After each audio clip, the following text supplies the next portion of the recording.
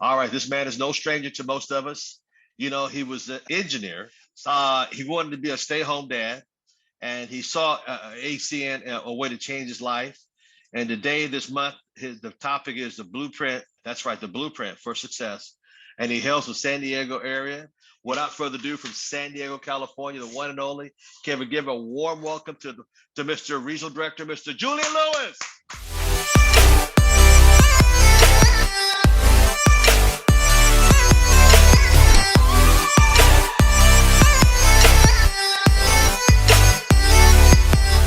Thomas, it's good to see all of you. For those of you that haven't seen in a while, it's great to see your faces here as well. Mr. Casey Carter, I do know why you need to put in that work. I do remember that as well. I know that's between you, me, and Mr. Thomas, but what I will say is, before I even get started, I appreciate Mr. Thomas so much. For those of you that get to work with him, one-on-one, you're blessed. You know, he's humble. He's down to earth, and he's a man of humility. And sometimes that can make someone, that can put someone in a position where they really don't understand the magnitude of the individual that they're dealing with. So I want to tell you that if you are working with him, don't take it for granted. He's a living legend in this industry, and the things that he's been able to accomplish in a short period of time, and in not just one company, but in multiple companies, have been able to help so many people and impact so many lives. So, Mr. Thomas, thank you so much.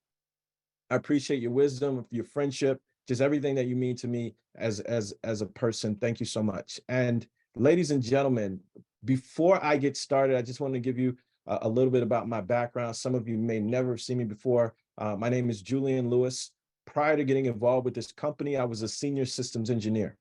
I was working roughly 80 to 90 hours a week at my job. I was averaging 50 to 60 flights a year. I really didn't have a lot of time for myself or my family, but good fortune came my way. I was introduced to this project by my first mentor in this industry, who shared with me a system that allowed somebody as busy as me to work this part-time, spare time, but consistently. And I did that around my schedule. And what happened is, in 6 months of building this that way, it put me in a position where I saw that if I continued this and I added more to this, I was going to be able to eclipse what I was making at my full-time job. So what I did is I walked away from the full-time job. I put my head down and went to work in this business, and it was fruitful. It allowed me to do that. It allowed me to be home with my daughter when she was 6 months old, all the way to today, where she's 17. It allowed me to explore personal development and shift my mindset in a way that enabled me to generate even more success. And I owe it all to the training, the support, and the system that we have here in this organization, as well as the company. So what I get to do today is talk to you about something that's important to me in the beginning of the month. And what's important is not getting distracted. And so when we talk about not getting distracted, there's a word that people don't usually associate with it. It's a word that you should, and it's only a 2-letter word, but it's a complete sentence. You guys know what I'm talking about? The word is no. The word is no. No is a complete sentence. And a lot of people don't understand how powerful saying no to the right things, how it allows you to get focused on the things that where you want to create success in your life. So what I want to do is I want to let the late, great, someone who was a mentor to me from afar for years, that I used to listen to every single day on my commutes when I first got started in this business, someone who didn't leave my car, my moving library, and is still in my moving library today. I want you guys to hear from Mr. Jim Rohn on that. Here's another big one. Learn to say no. I'm telling you, in such a social society we have now, it's so easy to try to be a nice person, saying yes, yes, yes to everything. Find yourself overloaded. Now you got to call and make well, gosh, you know, all the time it takes to back out of something that you said yes to too quickly. Here's what might be better. I don't think so, but if that changes, I'll call you. Little things you can use not to overcommit yourself. My friend Ron Reynolds says, don't let your mouth overload your back. It's a good one. Next, Analyze how you are. And if you have some weaknesses, if you can't, doesn't seem like you can change, here's the key: get it covered. I used to keep promising myself I'd keep the books, keep the books, keep the books. Finally, I gave that up. And back then, it only took me an extra 50, 60 bucks a month for some accountant to keep the books. I said, no, I'm going to save the 50 bucks. You can't believe what I started losing in productivity because I tried to save the 50 bucks. So the key is, a lot of the time you can stay like you are, but just make sure you get it covered. Okay. Next, beware of the telephone and all other systems of communication, especially the telephone at home and systems of communication at home. And here's one of the best lines I've got for you for the weekend. Let all communication systems serve you, but don't let them intrude. When it comes time to have dinner with your family, you shut off all systems, unless the ones that can take messages silently. Don't let the phone ring. Don't let anybody intrude, come through the front door nor the back door, nor through the telephone or any other device. So you can't reach John and his family when he's having dinner. The President of the United States couldn't get through. If you develop that kind of a reputation, father, mother, when we have dinner, when we're visiting and have this time with our family, nothing intrudes. So don't let these clever little devices keep intruding. You've got to have a place that's sacrosanct. It's valuable. You don't let anything in for that period of time. Okay. Isn't that good advice? Excellent advice. Isn't that good advice? Extremely good advice. And I think this is a great time to talk about that, because saying no to the devices allows you to show up powerfully. Okay. And so I really want to help all of you with this, because in a 100% connected world, we start to make assumptions about connections that aren't true. We start to associate, we start to think that we're obligated to do certain things. I've heard people say, and it was a joke at one time, if it doesn't make the gram, and for those of you that don't know what this is, Instagram, IG, if it doesn't make the gram, then it didn't happen. And so people are losing the moment to document the moment, to show people that they don't know that they have a life, but they can't remember the life because they spent all that time in the life documenting the life. And so you have to start to understand what's important in real life and what isn't. And one of the things that I think was brilliant that Jim Rohn understood is that back then, if you notice, this is a long time ago, he talked about the home phone, but he also spoke about other communication systems. And so it didn't matter. What I love about him is how cutting edge he was in his thoughts as a leader. See, because he understood, he said, let the communication systems serve you, but don't let them intrude. See, a lot of leaders today make the mistake in thinking because social media is something new that they should run from it. And ironically, this is something that I've been teaching over the last 5 years. It's great to see ACN start to wake up and see that. I noticed that there was a social media training recently, and it's important to understand that you can use these systems of communication to serve you, but don't let them intrude on the moment. So you say yes to them serving you. What does that look like? You might be prospecting online. You might be piquing people's interest on Instagram or on TikTok, or you might be piquing their interest through reels that you're making or shorts that you're making on YouTube. And with the advent of AI and the ability to have AI support that, for me, it's made my life easy. What am I talking about right now? I'm talking about the part that he talked about where it came to accounting. See, I know that I don't like doing certain things, so I got that covered. Some of the things I got covered with an assistant, but other things I got covered with AI, so that I can focus on the power that I have and show up in the present, in the current moment, the way I need to create the impact that I know I can. But I can't do that if I'm saying yes to everything. A person that says yes to everything has no power in the present moment. And if you reach out to me, one thing you'll notice, especially if you have an iPhone, you reach out to me, my notifications are always turned off. Why? Because if I'm not talking to you right now, I'm in the present moment doing something that needs my attention. And so you're not going to be able to reach me. The only person that can reach me, the only people that can reach me are my mom and my daughter.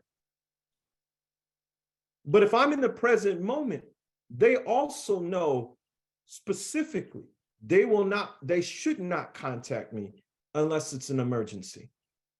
How do I get family members and people to understand? Here's how you do it.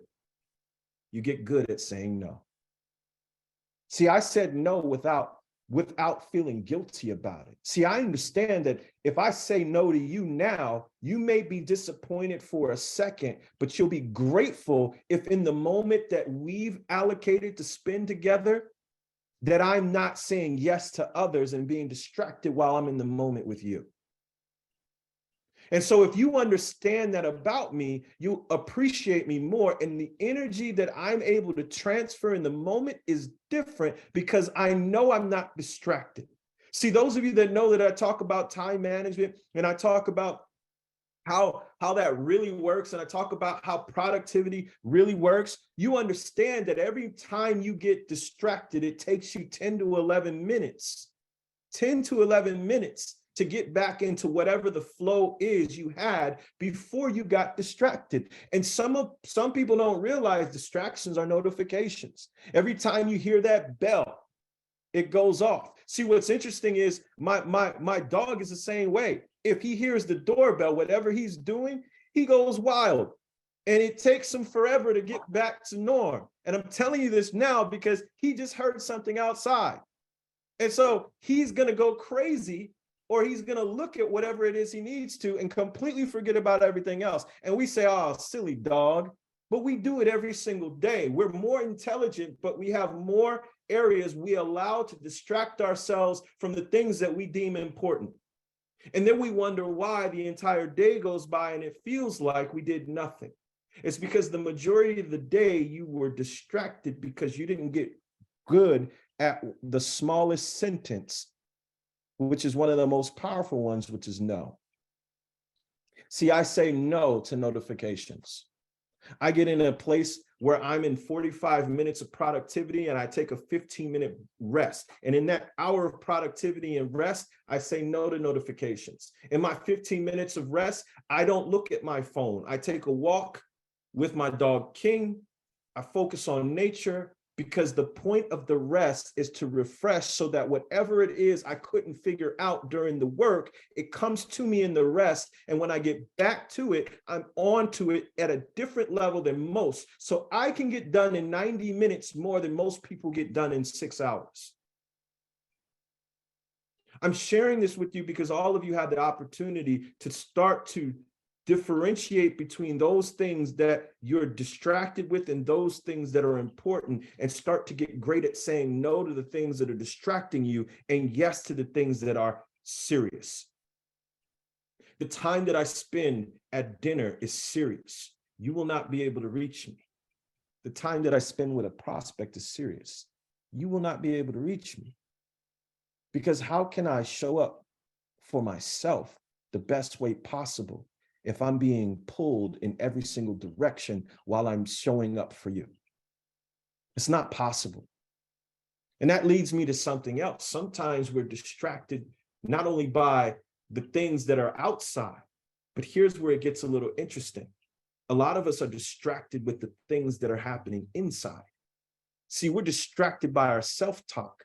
We're distracted by the notifications that are going off in our mind about things that we need to do tomorrow, or things that we need to do this afternoon, or things we should have done yesterday. And so we're focused and we're distracted in two imaginary places, the past and the present. And so these notifications come up like thoughts.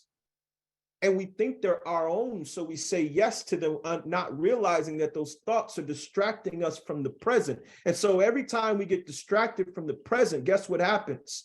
Time goes by faster because you're not really here. You're in two imagined places. You're worried about things that come up in the future, and you're sad about things that you regret in the past, which means you're never really present.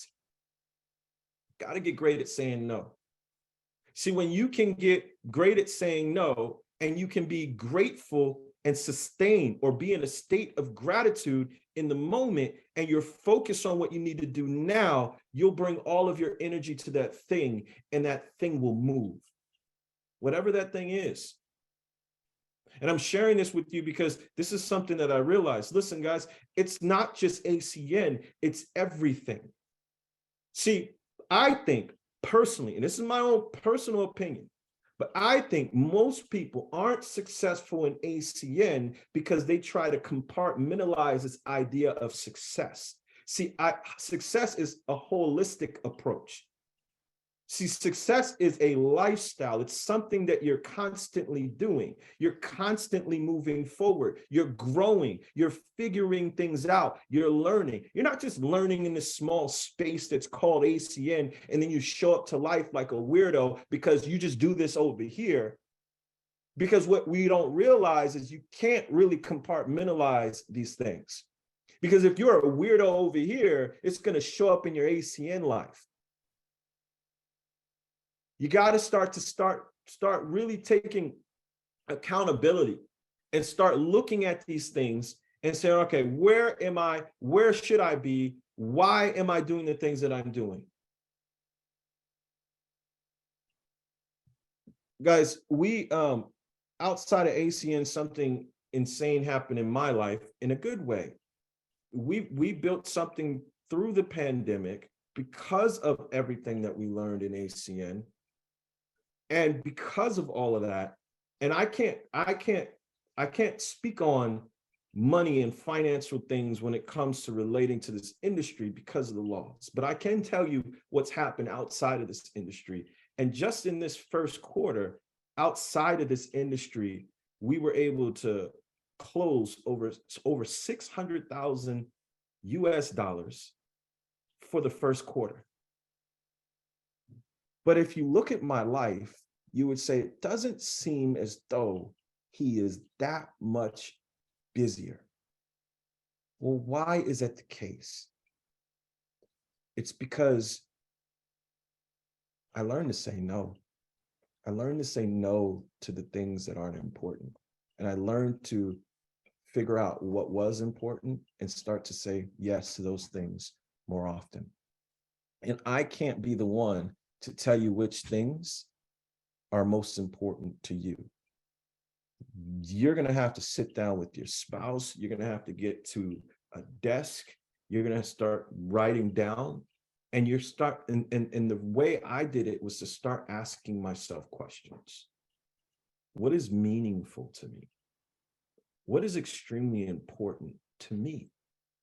And here's what I've noticed. Most people, when I ask them those questions, they'll ramble off a lot of things that have to do with other people, because no one's ever allowed them to be selfish, to think about themselves. Now, you might say, well, being selfish is a bad thing, and I would disagree.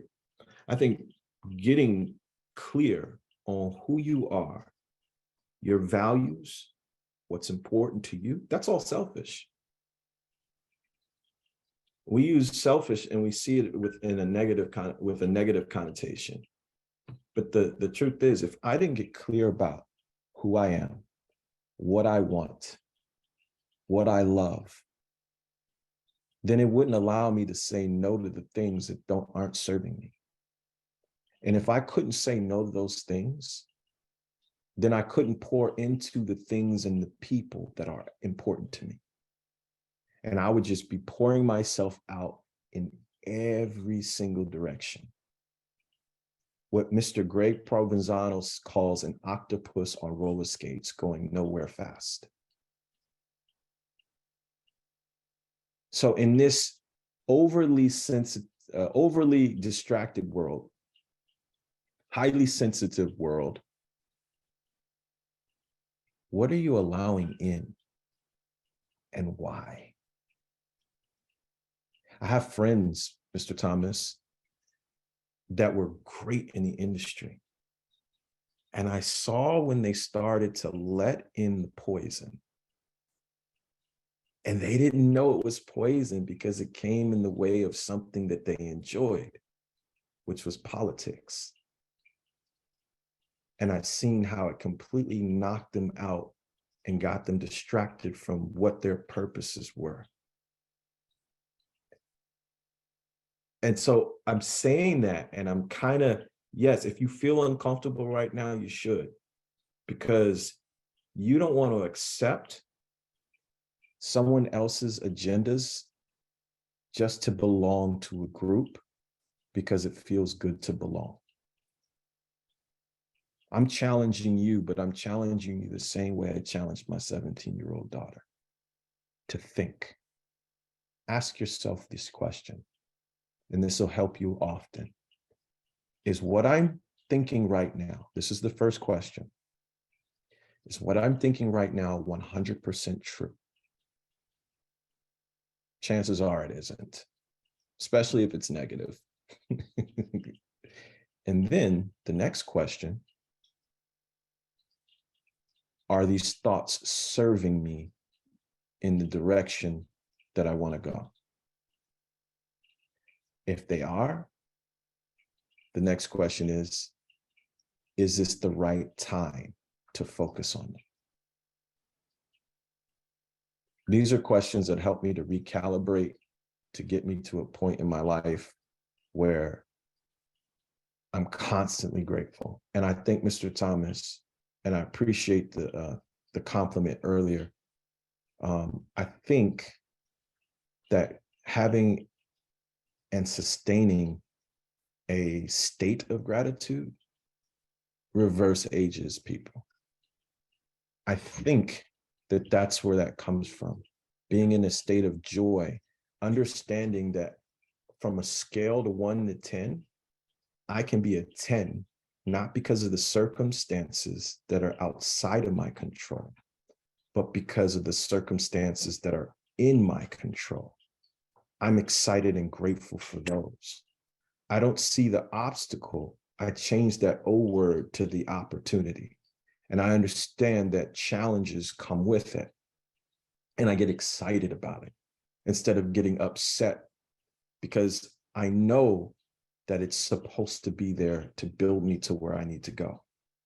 And Mr. Thomas, one last thing that I realized on this journey and everything that we're talking about today is that people don't do things to us.